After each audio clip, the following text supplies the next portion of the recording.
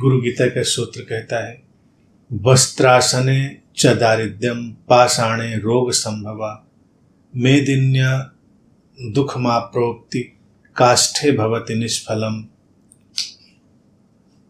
कृष्णा जी ने ज्ञान सिद्धिर्मोक्ष श्री व्याघ्र चर्माणि कुशासने ज्ञान सिद्धि सर्व सिद्धिस्त कंबले।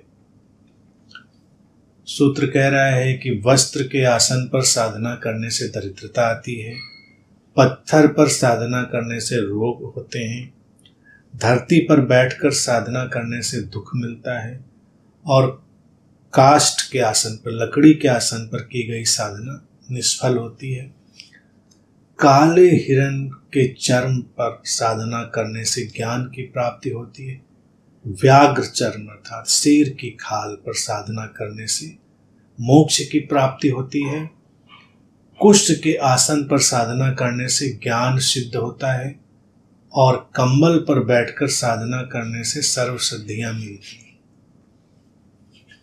अब ये जो सूत्र हैं ये व्यर्थ ही नहीं, खतरनाक भी हैं गुरु गीता में। इसीलिए इनको लेने का प्रयोजन है कि कहाँ से अच्छी बातों के चलते चलते बीच में ये सब भी आ जा रहा है गुरु गीता में। जो सर्व सुलभ है, वस्त्र सर्व सुलभ हैं, काष्ठ लकड़ी सर्व सुलभ है, कुर्सियां हैं, बेंच है, जो भी है वो तो सर्व सुलभ है। और सूत्र कह रहा उन पर साधना बेकार होती है। वस्त्र पर बैठेंगे यानी कोई चादर बिछाई, कुछ मैट बिछाई, तो दरिद्रता आती है। आज देखिए सारे लोग योगा मैट पूरे दुनिया भर में बिक रही है, तो एक किस्म का वस्त्र ही है, तो उनके हिसाब से दरिद्रता आ जाएगी। इस हिसाब से पत्थर पर साधना करने से रोग आएंगे। अब पत्थर पर तो कोई बैठता नहीं आज के समय में।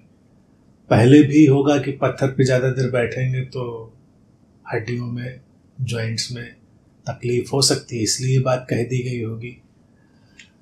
और पहले पत्थर थे भी बैठने के लिए, व्यक्ति कंदराओं गुफाओं में पत्थरों पे बैठ रहा है, लेकिन बहुत देर तक पत्थर पर बैठे रहेंगे तो शरीर की हड्डियों में कुछ नुकसान होने की संभावना हो सकती है, ये बात मान सकते हैं।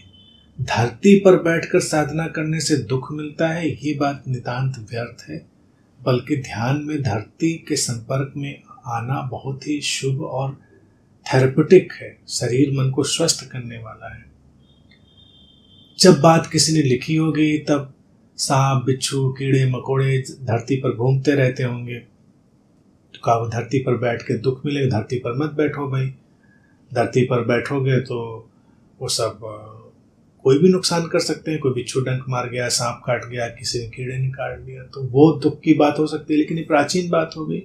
आज के समय में मिट्टी के संपर्क में आना, धरती के संपर्क में आना हमारे स्वास्थ्य के लिए भी अच्छा हो जाता है। तो ध्यान साधना के लिए उसमें तो बड़ी शुभता है। और कहते हैं कि लकड़ी के आसन पर की गई साधना निष्फल होती तो कोई फल ही नहीं मिलता। पहली बार साधना में कोई साधक फल चाह नहीं रहा, लकड़ी हो, बिस्तर हो, कुछ भी हो। पतंजलि योग सूत्र में जो बात कही जाती है आसन के लिए, वही सर्वश्रेष्ठ है। जो सुखपूर्ण है, जो स्थिरता में हमको ले जाता है, वही आसन श्रेष्ठ है। बाकी कोई भी आसन काम का नहीं है।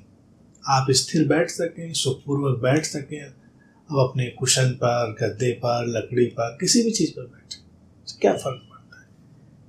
ये सब बातें बहुत प्राचीन जब भी कही गई होंगी, और इनमें खतरे भी। अब देखिए दूसरी तरफ बड़ी हिंसा की बात आ गई कि काले हिरण की खाल पर बैठेंगे तो ज्ञान की प्राप्ति होगी, और फिर कुश के आसन पर बैठेंगे तो भी ज्ञान सिद्धि होगी। तो कुश और हिरण की खाल, कुशी पे बैठ जाओ अच्छा है, हिरण मारोगे उसकी खाल पे बैठोगे, ये तो बड़ी हिंसा की बात हो गई। शेर की खाल पर बैठ के करेंगे तो मोक्ष की प्राप्ति होगी, मोक्ष पाने के लिए शेर को मार डालेंगे। अब लोग कहेंगे नहीं नहीं मारेंगे नहीं, मरा हुआ कहीं मिल गया उसकी खाल उतार के बैठ जाएंगे। सब एक आदमी मान लो ऐसा कर ले, लेकिन अगर सूत्र लिखा हुआ है तो लिखा है तो हमको चाहिए काले हिरण की खाल, शेर की खाल। और आज के समय में तो वाइल्ड लाइफ के जितने कानून हैं इतने सख्त हैं, सीधे जेल हो जाएगी अगर काला हिरण और उसके पीछे गए। और शेर के पीछे गए और वहां पे भी काला हिरन ले आए हैं साहब। यहाँ काले हिरन के चक्कर में कई सुपरस्टार भागे भागे घूम रहे हैं, काले हिरन के चक्कर में, कोर्ट के चक्कर लगाते हुए। और शेर उनको अपनी जगह रहने दो, उनको सुंदर हैं, उनको भी जीने दो।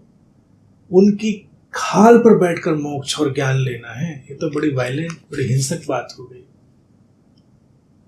अब यहाँ पर लोग शरीर की ऊर्जा, शरीर की विद्युत, शरीर की शक्ति, इन सब की बात लेकर आएंगे, जो कि एक व्यर्थ की बात है, जिसका कोई भी वैज्ञानिक आधार नहीं है। इस बात से तो हमें पूरा पूरा परहेज करना है, क्योंकि ये हिंसा की तरफ इशारा करती है और हमको किसी भी तरह की हिंसा में अगर जाने का इशारा मिलता है तो उससे दूर हो जाना चाहिए। किसी भी शास्त्र को, धार्मिक पुस्तक को हिंसा की तरफ किसी को उन्मुख नहीं करना चाहिए। बहुत सारे आधुनिक विकल्प हैं, उनकी तरफ जाइए। और कंबल पर बैठकर साधना करने से सर्व सिद्धियां मिल जाती, सारी सिद्धियां मिल जाती। अब जिसने लिखा होगा उसको ठंडा उंडा लगता रहा होगा कभी, और ठंडक में हिमालय में बैठा है, उसने लिख दिया तो कंबल थोड़ा गर्मी दे रहा होगा, उसको अच्छा लग रहा होगा।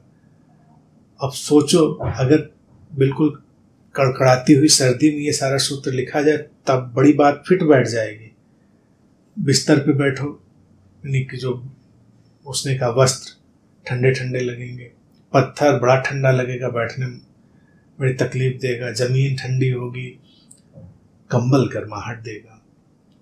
और शेर की खाल, हिरन की खाल भी अगर मान भी लो कहीं उपलब्ध होती रहेगी तो वो भी गर्माहट देगी, तो बड़ा सुख होगा। अब सर्दी में ठिठुरते व्यक्ति को कंबल में लपेट दो, उसको मोक्ष तो वैसे ही मिल गया, गर्माहट आई, बिल्कुल मोक्ष में चला गया। तो कुल मिलाकर मुद्दा ये है कि जो साधक है, ये सिद्धियां, मोक्ष और शक्तियां इस तरह की मूर्खताओं में पड़ता ही नहीं। कोई अगर उसको कहने भी आए तो वो नमस्कार कर लेता है, कहता हमको ये सब चाहिए ही नहीं। उसको तो एक जागृति चाहिए, उसको एक समझ चाहिए, उसको होश चाहिए जीवन जीने के लिए। इस सब में नहीं पड़ता वो। और जब पूरे होश से, संवेदनशीलता से वो आगे चलता है तो उसका मार्ग अपने आप प्रशस्त होता है। क्या शुभ क्या अशुभ, क्या फल और क्या निष्फल, इसकी वो परवाह ही नहीं करता। साधना क्या है? साधना कोई ऐसी कवायद नहीं है कि ये बैठकर हमको यहाँ पर करना है। बात को समझने के लिए आप अपने को किसी भी विश्रामपूर्ण ढंग से रख सकते हैं, कंफर्टेबल पोजीशन में। मान लीजिए आप सुन ही रहे हैं, मैं बात बोल रहा हूँ, सुन रहे हैं मुझको, तो कंफर्टेबल होकर बैठ कर सुन सकते हैं। अब ये सूत्र कहीं पढ़ ले और दिमाग में चढ़ जाए कि नहीं, तो काले हिरन की खाल पे बैठ कर सुनेंगे, हम शेर की खाल पे बैठ कर सुनेंगे।